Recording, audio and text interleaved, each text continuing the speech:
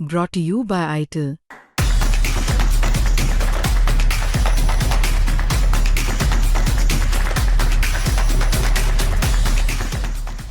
नमस्कार, आपके साथ मैं हूं दीपिका शर्मा और आप देख रहे हैं क्राइम तक। माफिया क्वीन के इस एपिसोड में आपका स्वागत है।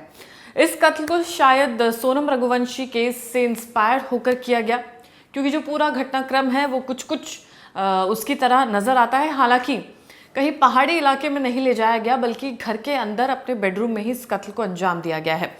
झारखंड के गढ़वा जिले का पूरा मामला है, जहां पर ये दिल दहला देने वाली घटना सामने आई है। एक 22 साल की नई नवेली दुल्हन पर उसके पति के कत्ल करने का आरोप लगा। शादी के महज 36 दिन ही बीते थे। 36 दिन के बाद ही पत्नी पर यह आरोप लग जाता है कि उसने शायद अपने पति का कत्ल किया है, क्योंकि बाकी का मामला तब सामने आता जब पूरी इन्वेस्टिगेशन हो जाती। 11 मई 2025 को एक शख्स है जिसका नाम है बुद्धनाथ सिंह। उसकी शादी सुनीता देवी से हुई थी। सुनीता देवी वो महिला है जो आपको इस तस्वीर में नजर आ रही है, जिनके चेहरे से देखकर शायद थोड़ा बहुत ही अंदाजा लगाया जा सकता है कि भाई उनके मन में कुछ तो चल रहा था।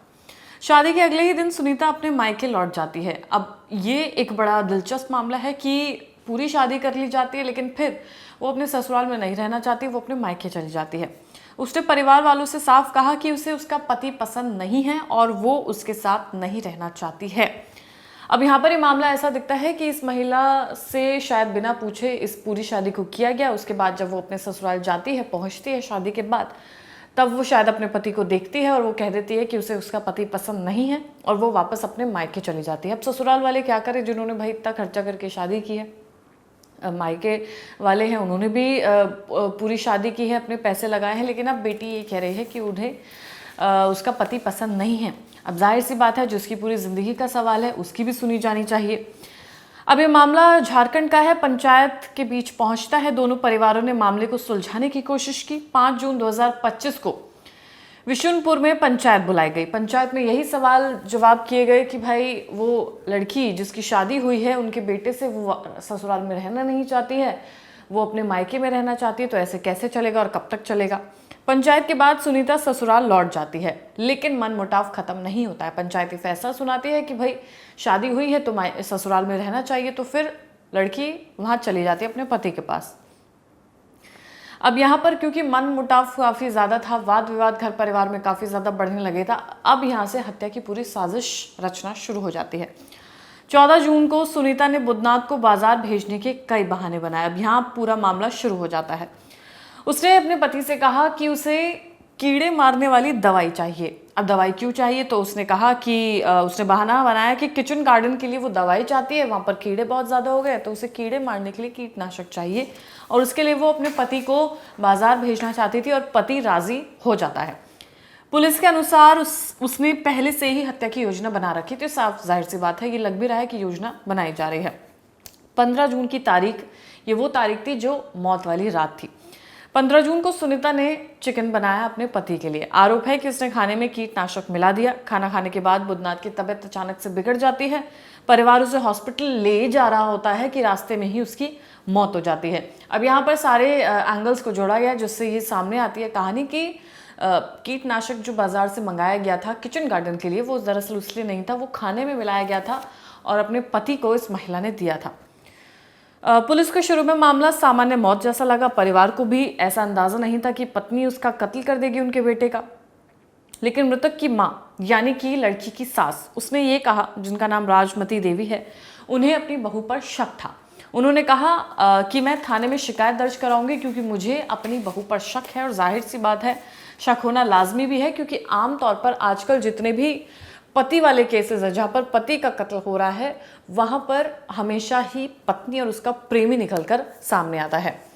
जांच के दौरान सुनीता ने पहले सास पर आरोप लगाने की कोशिश की। कड़ी पूछताछ में सुनीता ने अपना जुर्म कबूल कर लिया।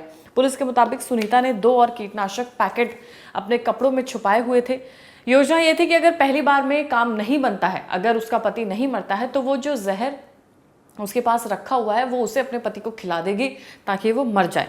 पति की मौत के बाद उसने बचे हुए पैकेट झाड़ियों में फेंक दिए थे। ये भी उसने तमाम चीजें बताई।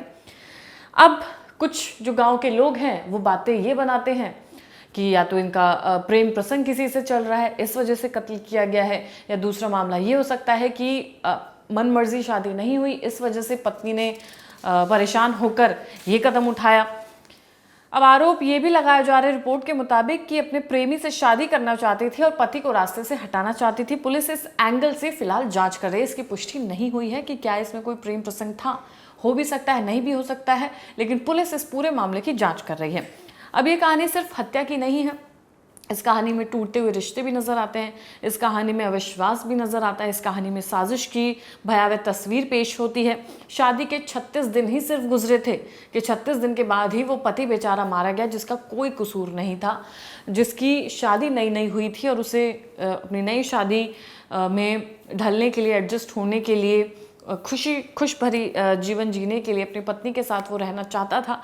लेकिन पत्नी ने तो भाई ये तय कर लिया था कि उसे उसका पति पसंद नहीं है, वो उसके साथ नहीं रहेगी। वो मायके भी चली गई थी, लेकिन फिर जिसे कहते हैं कि खुद पंचायत में ये फैसला हुआ, परिवार वाले जो ससुराल वाले थे वो उनकी बहू को वापस लेकर आते हैं, या यूँ कहिए कि मौत को बुलाया गया। उन्हें शायद ये नहीं पता था कि वही महिला, वही लड़की, वही पत्नी उनका कत्ल भी कर देगी, और ऐसा ही हुआ और एक और पति की जान चली जाती है। तो ये थी झारखंड की कहानी, जहाँ पर एक हस्बैंड मर्डर केस आपके सामने रखा गया, किस तरीके से एक पति का कत्ल किया गया।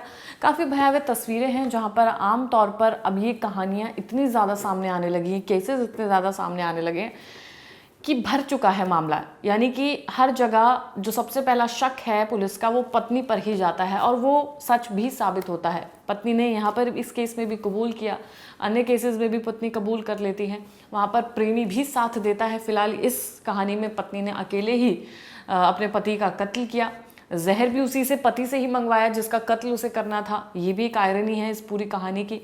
तो फिलहाल इस केस में इतना ही। क्राइम तक आपको लगातार तमाम अपडेट्स देता रहेगा, और अगर आप कोई ऐसा केस जानते हैं तो कमेंट सेक्शन में ज़रूर बताइएगा, जिसकी कहानी उठाई जा सके और आपको सुनाई जा सके। धन्यवाद।